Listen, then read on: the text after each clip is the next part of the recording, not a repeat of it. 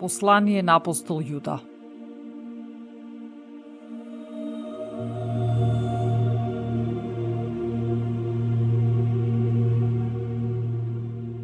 Јуда, слуга на Исус Христос, а брат на Јаков, до повиканите, возлюбени во Бог Отецот и зачувани за Исус Христос.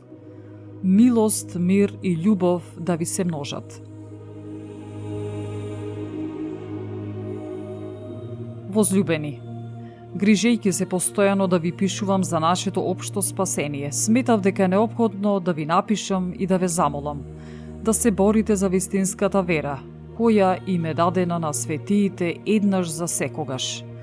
Зашто се вовлекоа некои луѓе чија осуда е одамна определена, безбожници, што ја превртуваат благодата Божија во нечистотија и се одрекуваат од единиот Господ Бог и Господ наш Исус Христос.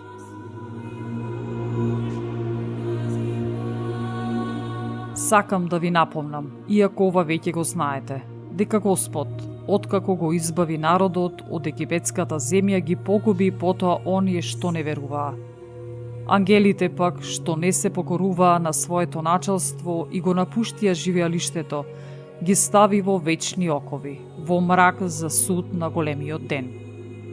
Како што Содом и Гомора и околните градови што блудствуваа, а на ист начин како и тие, одеа по друго тело, стана пример со тоа што беа накажани со вечен оган.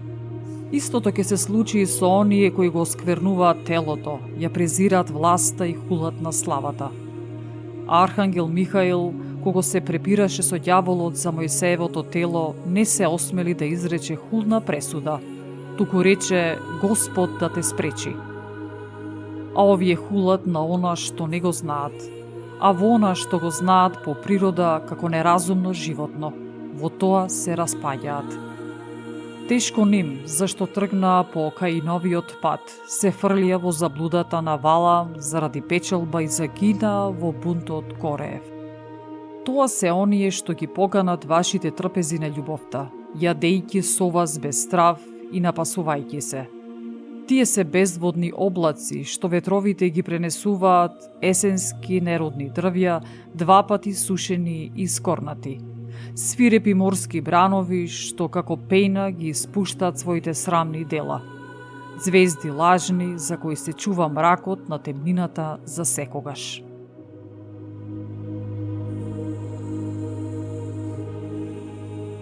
А за овие пророкуваше и Енох, седмиот од Адам, зборувајќи: Ете, доаѓа Господ со илјадници своји свети ангели, за да изврши суд над сите и за да ги разобличи сите безбожници за сите нивни нечисти дела, што ги беа направиле со своето беззаконие, и за сите лоши зборови што ги изрекле за него безбожните грешници.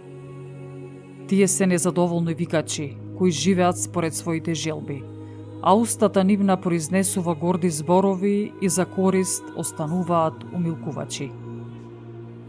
Но вие, возлюбени, спомнете си ги зборовите што ги кажа апостолите на нашиот Господ Исус Христос. Тие ви зборуваа дека во последно време ќе се појават подигрувачи, кои ќе постапуваат според своите безбожнички желби. Тоа се луѓе што се одделуваат од единството на верата. Тие се телесни и нема дух.